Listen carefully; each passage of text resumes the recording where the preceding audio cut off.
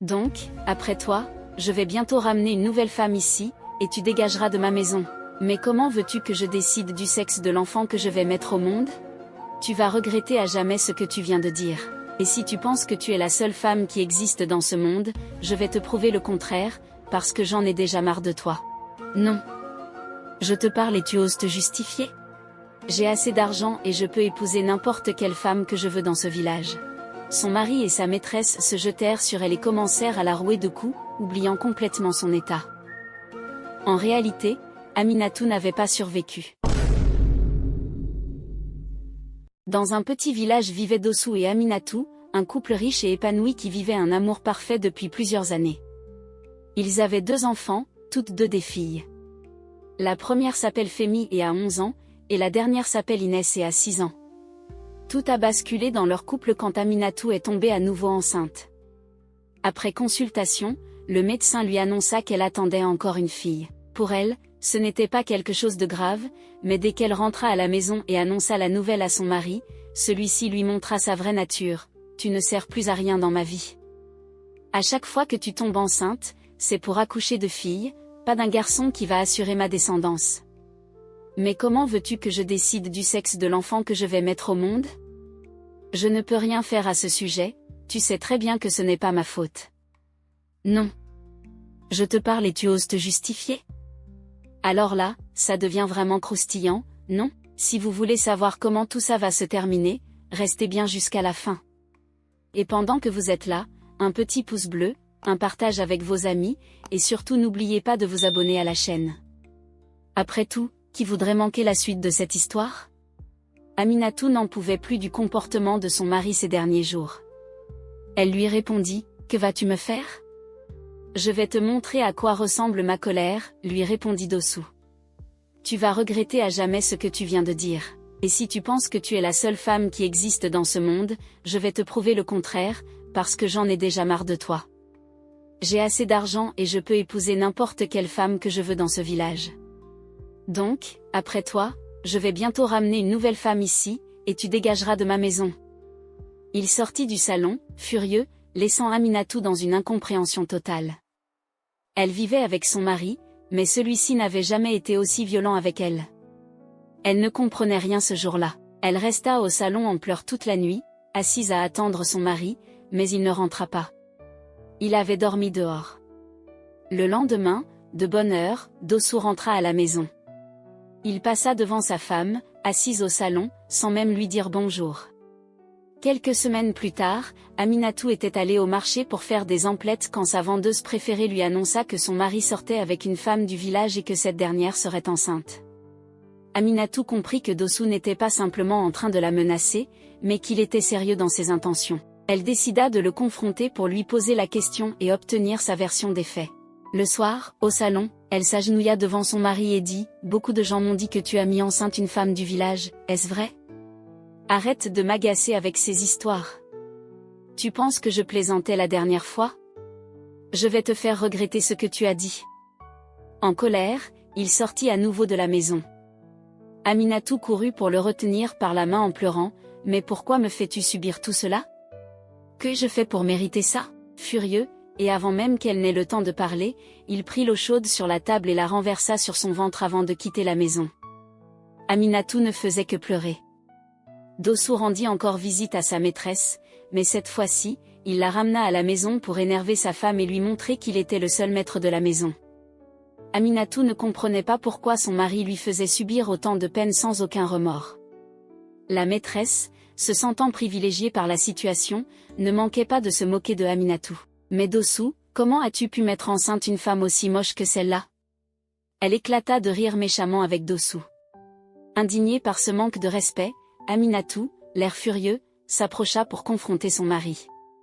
Mais la maîtresse de Dossou lui asséna une gifle, sans se préoccuper de son état de grossesse.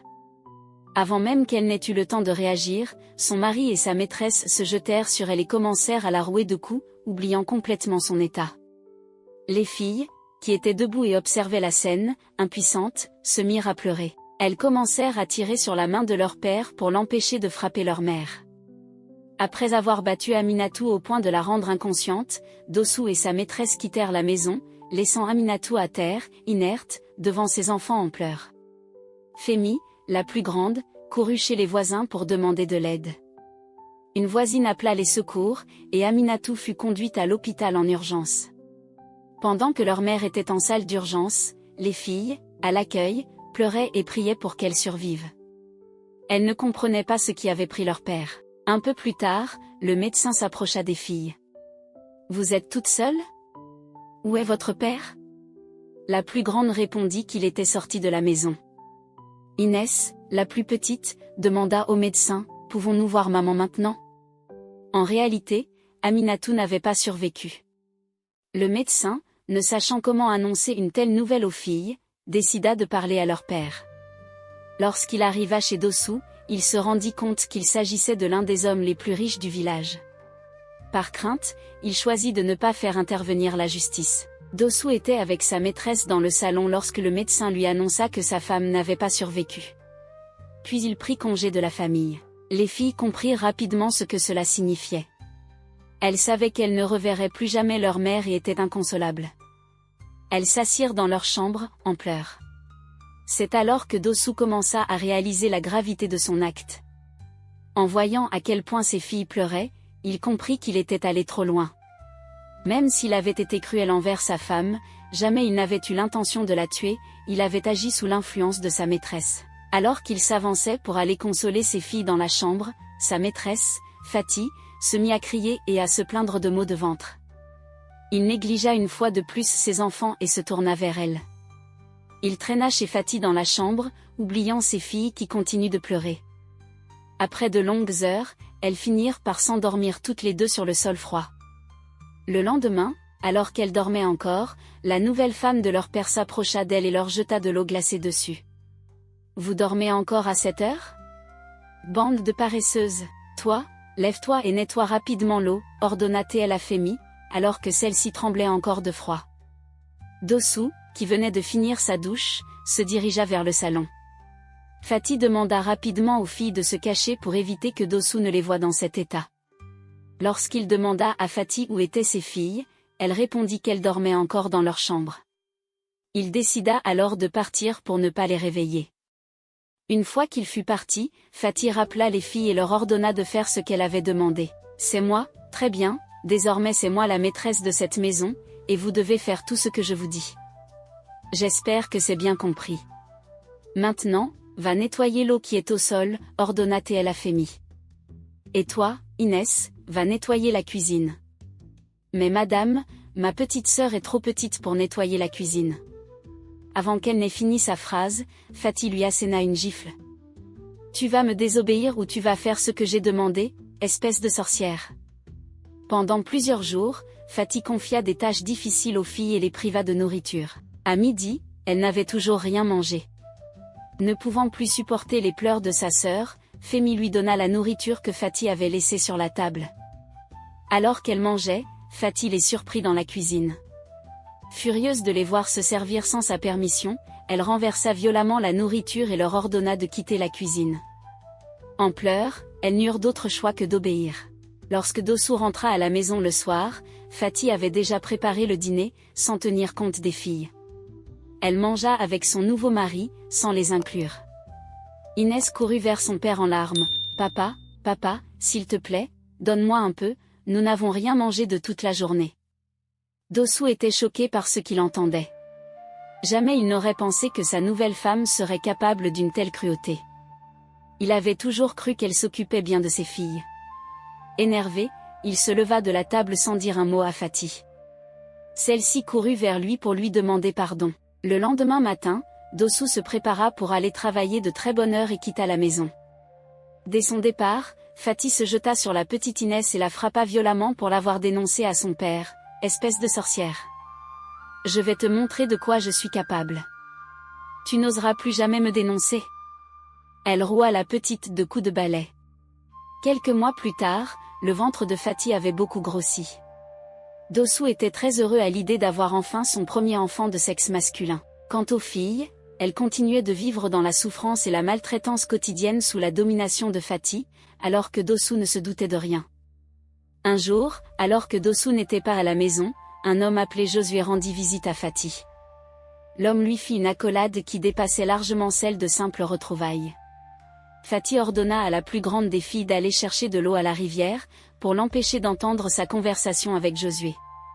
À son retour de la rivière, Fémi entendit l'invité mentionner le nom de son père dans sa discussion avec Fatih. Curieuse, elle se cacha derrière la porte pour écouter.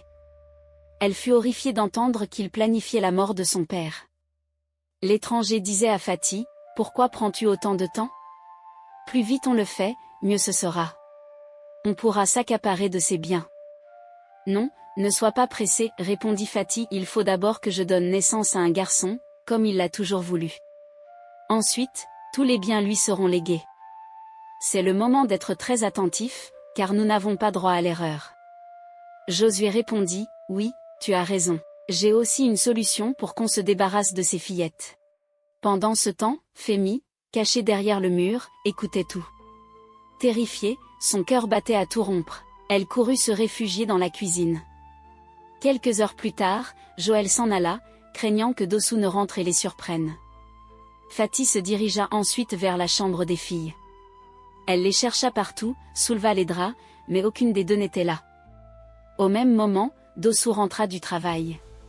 Fatih ressentit un grand pincement au cœur, ne sachant pas quoi lui dire à propos de la disparition des filles. Elle courut rapidement vers lui et le conduisit dans leur chambre, l'empêchant ainsi de demander où étaient ses filles. Toute la soirée, elle essaya de le distraire en l'embrassant et en le divertissant. Elle avait l'intention d'appeler Joël le lendemain pour trouver une solution, car elle ne pouvait pas le faire ce soir-là, de peur d'être prise. Elle réussit à faire dormir Dossou très tôt. Comme d'habitude, Dossou se prépara le lendemain pour se rendre au travail. En route, il se rappela qu'il n'avait pas vu ses filles la veille. Pris d'inquiétude, il fit demi-tour et rentra à nouveau. Il se dirigea directement vers la chambre des filles et frappa à la porte, mais n'obtint aucune réponse. Il l'ouvrit alors, mais elles n'étaient pas là. Se tournant maintenant vers Fatih, il demanda, « Où sont mes filles ? Pourquoi ne sont-elles pas dans leur chambre ?» Fatih était incapable de dire un mot. Elle restait plantée là, tremblante. Énervée, Dossou la gifla si violemment qu'elle tomba et perdit connaissance. Dossou était désorienté, ne sachant plus quoi faire. Il était partagé entre l'envie de partir à la recherche de ses enfants et celle d'emmener Fatih à l'hôpital. En réalité, Fémi avait entendu toute la conversation entre Fatih et Josué, où ils complotaient de tuer son père, sa sœur, et elle-même. Terrifiée par ce qu'elle avait appris, elle prit la décision de s'enfuir avec Inès. Tôt le matin, pendant que sa petite sœur dormait encore, Fémi la réveilla doucement et lui expliqua qu'elle devait partir immédiatement. Elle savait qu'il serait impossible de convaincre leur père de la vérité, alors elle choisit de s'éloigner le plus possible de la maison avec sa sœur. Avec seulement un sac à dos, elles quittèrent la maison dès l'aube. Ne connaissant personne dans le village, Fémi marchait pourtant avec détermination, bien décidée à sauver sa vie et celle d'Inès. Elles marchèrent toute la journée sans rien manger, traversant des zones éloignées et broussailleuses qu'elles n'avaient jamais vues. Finalement, elles atteignirent la ville à la tombée de la nuit et se réfugièrent dans une ruelle peu fréquentée. Ne sachant plus où aller, elles s'allongèrent sur le sol dur et sombre. Avant de s'endormir, Fémi et sa sœur se mirent à genoux pour prier, implorant Dieu de les protéger dans cette épreuve. Tard dans la nuit, une forte pluie commença à tomber. Sans abri pour se protéger, Inès grelottait de froid, et Fémi la serra contre elle pour tenter de la réchauffer, mais cela ne suffisait pas, Inès tremblait de manière alarmante. Soudain, une silhouette se dessina au loin à l'entrée de la ruelle. C'était un homme grand et musclé qui les fixait du regard. Il commença à s'approcher d'elle. Paniquée, Fémi saisit la main de sa petite sœur et se mit à courir. L'homme se lança à leur poursuite. Fémi criait au secours, mais la pluie battante et leur tardive rendaient leurs appels inaudibles. L'homme continuait de les pourchasser. Les filles aperçurent une maison abandonnée au bout de la ruelle et s'y précipitèrent pour se réfugier. Une fois à l'intérieur, l'homme tenta de forcer la porte, mais elle resta fermée. Terrifiées, les filles se blottirent l'une contre l'autre, Inès pleurant de manière incontrôlable tandis que Fémi tentait de la consoler. L'homme fit alors le tour de la maison, cherchant une autre entrée. Il trouva une fenêtre qu'il brisa avec un bâton avant de s'y glisser. Les filles, paniquées, ne savaient plus où se cacher. Juste au moment où l'homme s'apprêtait à les attraper, une voix retentit depuis une autre pièce. « Qui est là? Qui est là ?» Surpris et effrayé, l'homme redescendit par la fenêtre et prit la fuite. C'était un vieil homme qui vivait dans la maison. Il alluma la lumière et s'approcha des filles, leur demandant d'où elles venaient et pourquoi cet homme les poursuivait. Les filles lui racontèrent toute leur histoire. Profondément désolé pour elles, le vieil homme n'arrivait pas à croire ce qu'elles avaient enduré à un si jeune âge. Il leur offrit à manger et les laissa dormir chez lui pour la nuit. Le lendemain matin, très tôt, il décida de les emmener à l'orphelinat, espérant qu'elles y trouveraient un refuge sûr. Après environ 2 heures et demie de route, ils arrivèrent enfin devant l'orphelinat. Avant de partir, le vieil homme leur donna quelques conseils avisés. Inès et Fémie, pleines de gratitude, le remercièrent pour son aide. Cette nuit-là, elles dormirent à l'orphelinat, loin de la cruauté de Fatih. Le jour suivant, un homme nommé Mohamed se présenta à l'orphelinat pour adopter un enfant. Dès qu'il entra, c'est Inès qui attira immédiatement son regard. Il voulait l'adopter, mais la secrétaire de l'orphelinat lui annonça qu'elle n'était arrivée que la veille et que la procédure habituelle prenait du temps. Mohamed insista pour partir avec elle, mais Fémie refusa catégoriquement de laisser sa sœur partir sans elle. Elle demanda à être adoptée également, refusant de la laisser seule. Après de longues heures de négociations avec la secrétaire, Mohamed céda finalement et décida d'adopter les 2 sœurs. Pendant ce temps, Dossou, qui avait désespérément cherché ses filles dans tout le village, rentra finalement chez lui, épuisé et désemparé. Il découvrit Fatih toujours allongée par terre, respirant à peine. Pris de panique, il l'emmène rapidement à l'hôpital, déterminé à ne pas reproduire la même erreur que la dernière fois. De plus, Fatih portait un garçon, ce qu'il avait toujours désiré. Très vite, Fatih fut prise en charge par un médecin qui les reconnut. Elle se rétablit peu à peu, et dès qu'elle se réveilla, Dossou lui présenta des excuses sincères. « Je suis vraiment désolée pour tout.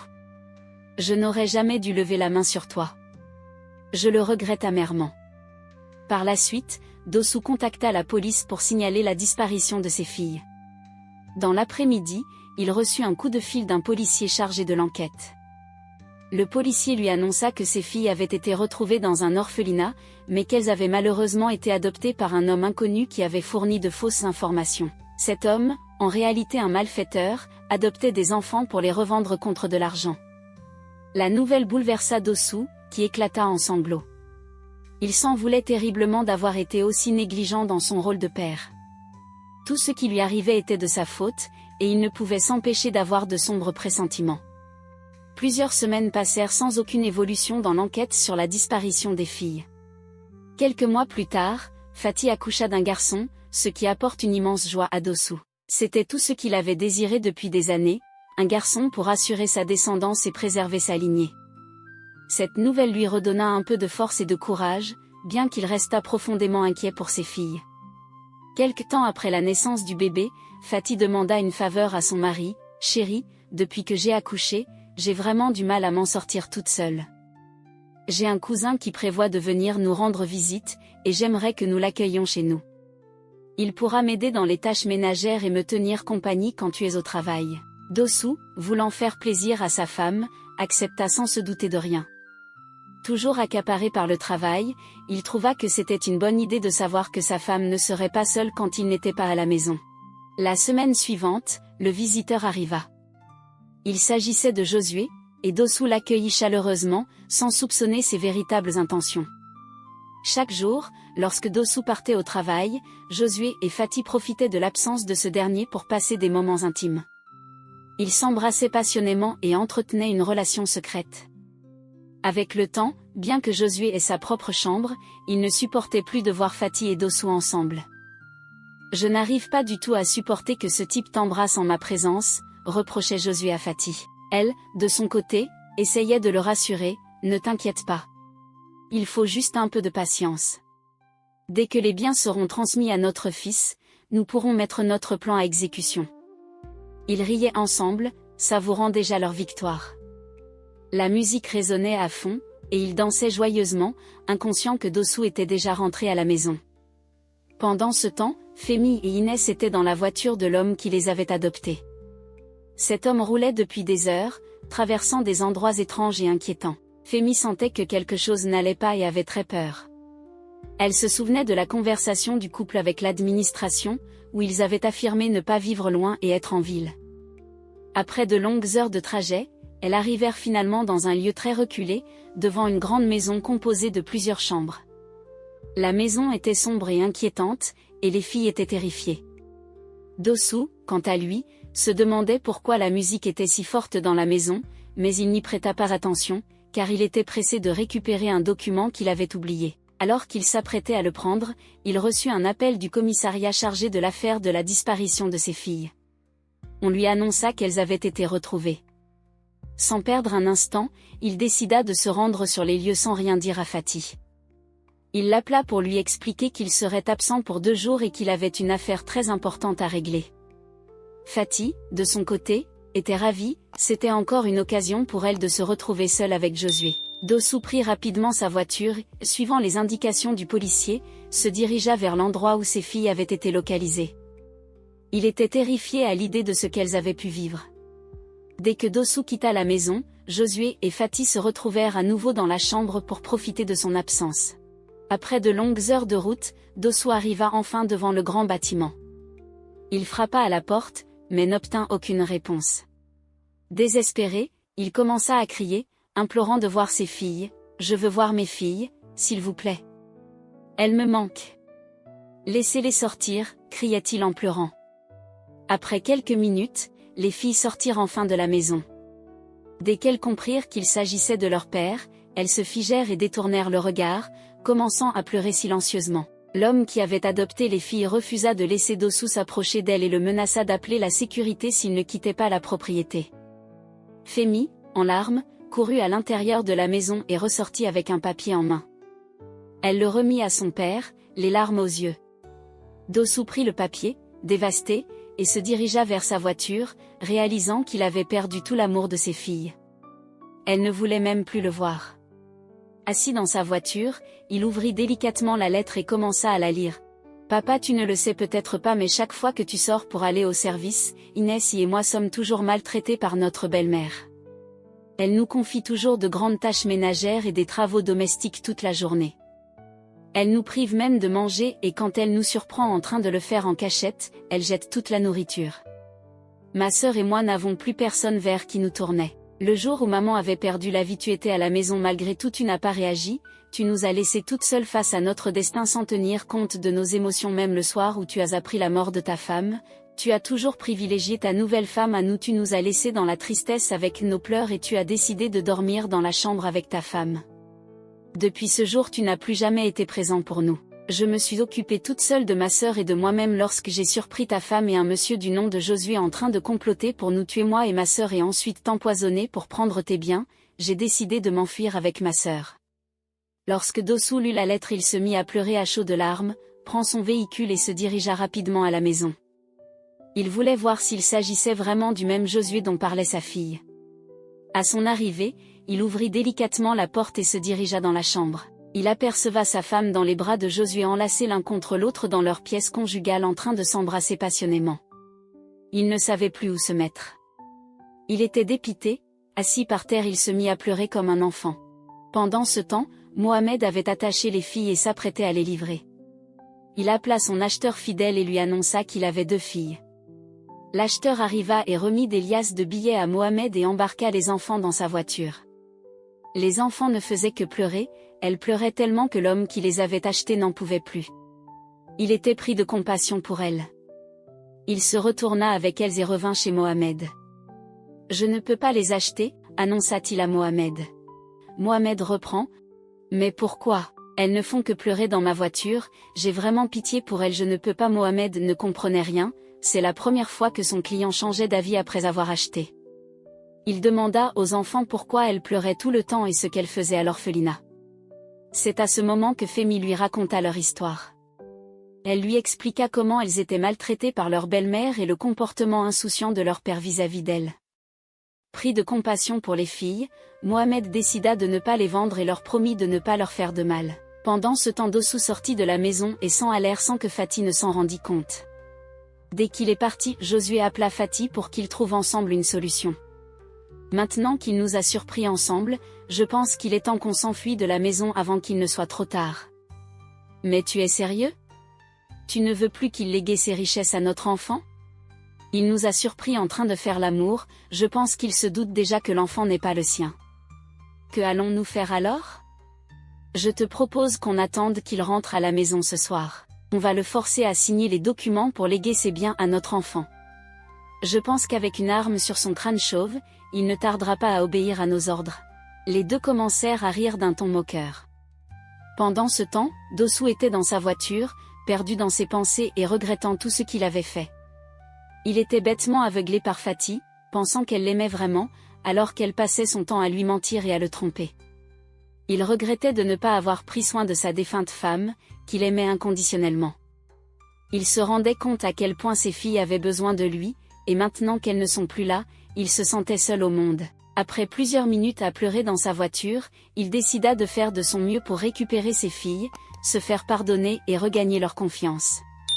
Il avait déduit qu'il n'avait pas de garçon parce qu'il soupçonnait que l'enfant de Fatih était sûrement celui de Josué. Maintenant, il devait trouver une solution pour chasser Josué et Fatih de sa maison et faire revenir ses filles. Il se rendit au poste de police en ville pour leur expliquer la situation. Le policier lui promit de passer chez lui dès que possible pour arrêter Josué et Fatih. Le soir, tard dans la nuit, Dossou rentra et alla directement se coucher dans son lit.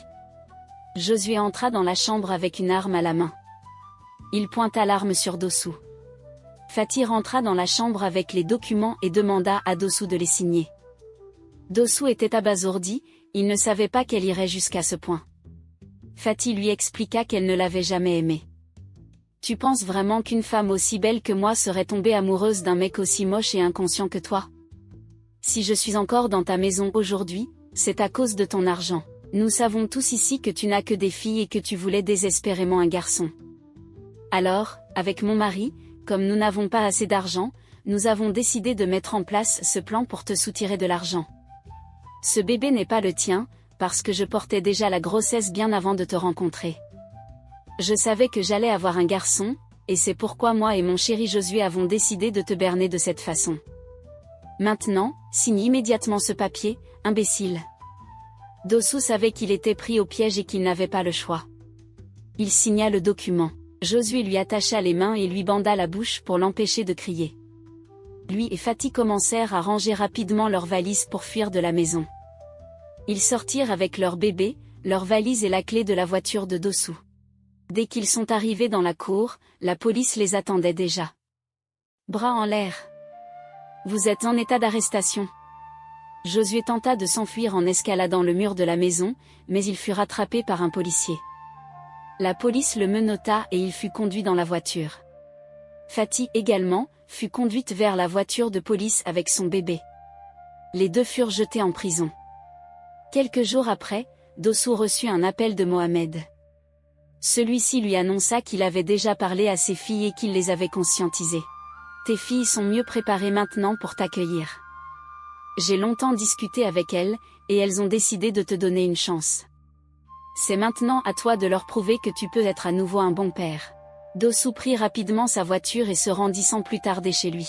Il conduisait à vive allure et était très stressé à l'idée de revoir ses filles. Dossou fondit en larmes. Femi et Inès coururent vers lui pour l'embrasser. Il les embrassa avec beaucoup de larmes aux yeux, un moment unique et indescriptible. Il repartit avec elle vers la voiture pour rentrer à la maison.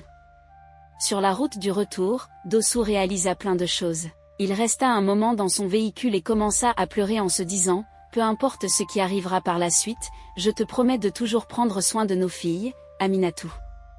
Je regrette tout ce que je t'ai fait subir, mais à présent, je suis prêt à tout recommencer. J'ai retenu la leçon, et plus jamais je ne laisserai quelqu'un maltraiter nos filles. Elles sont les plus beaux cadeaux, et aujourd'hui, je me rends compte que le sexe d'un enfant n'est pas si important.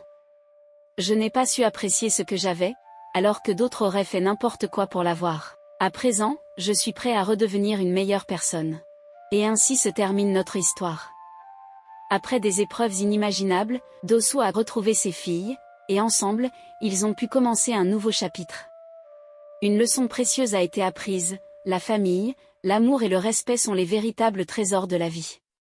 Peu importe les défis que nous affrontons, il est crucial de se souvenir que le véritable bonheur ne réside pas dans ce que nous avons perdu, mais dans ce que nous chérissons et protégeons. Dossou a compris que le sexe d'un enfant n'a pas d'importance par rapport à l'amour et au soutien que l'on peut offrir. Dans les moments de détresse, la prière et la foi nous guident et nous donnent la force de surmonter les obstacles.